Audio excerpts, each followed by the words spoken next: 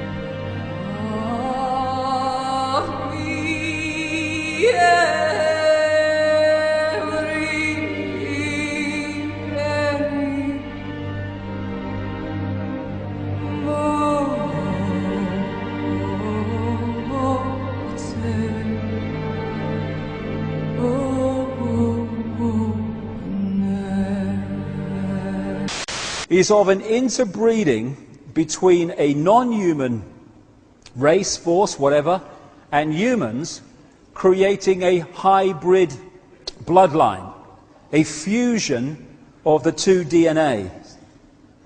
Even in Genesis, we have one version of this, but you find this all over the world, in every culture. As the Bible says in Genesis, there were giants on the earth in those days, or in the earth, as it puts it, and also after that, where the sons of God came in unto the daughters of men, and they bare children to them. The same became mighty men which were of old, men of renown. These hybrid bloodlines, this interbreeding, produced the kings and queens and the elite royal families of the ancient world, where they claim their right, their genetic right to be the king or the queen or the leader because of their connection to the gods. And all over the world you find this. And what do we have today? We have the queen as head of state of this country purely because of her DNA. In Sumer you find the same. Sumer, which became Babylon, which became Iraq, has ancient texts and tablets which describe the same recurring global story of this interbreeding to create this hybrid race. The hybrid race became known as the demigods, part human, part God, because of this interbreeding connection. This hybrid bloodline went off across the world, up into Northern Europe. It became the power behind the Roman Empire and the creation of the Roman Church, which became, of course, global Christianity. Much more about that as we go along. And everywhere it went, it became the royal bloodline, the elite bloodline, the one that became the leaders and the kings and the queens, and also the people in charge behind the scenes. And it interbred with other such bloodlines in Northern Europe to become the royal families and aristocratic families of Europe.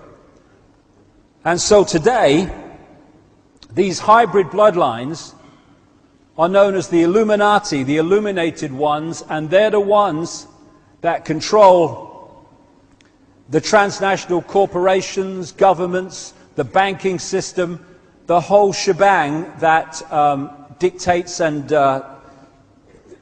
controls the direction of society.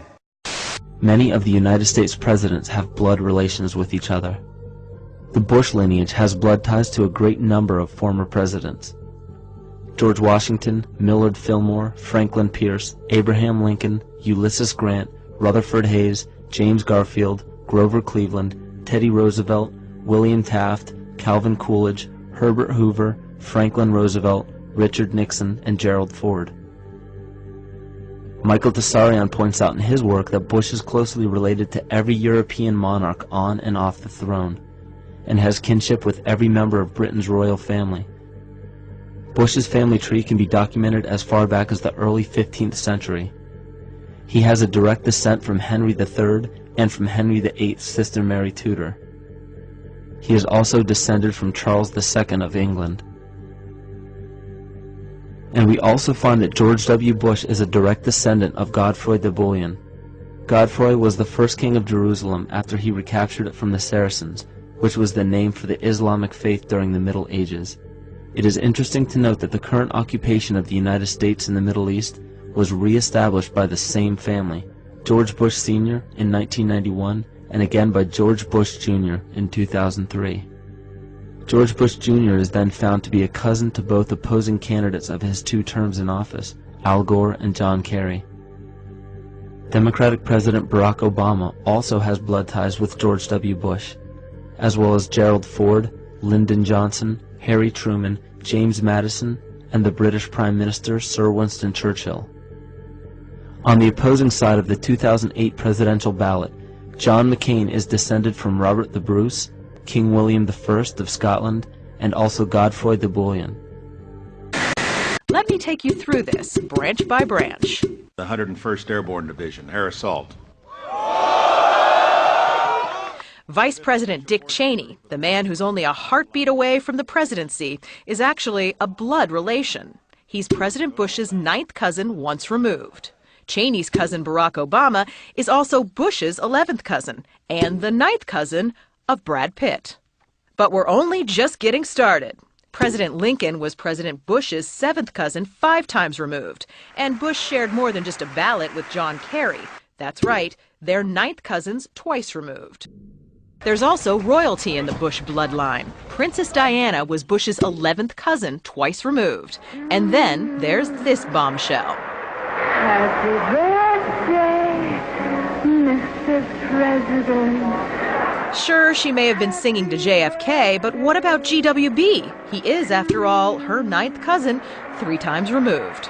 He's also related to Playboy founder Hugh Hefner, even Pocahontas, and Vlad the Impaler. Trace the family tree far enough, and you get Madonna, Celine Dion, and Tom Hanks.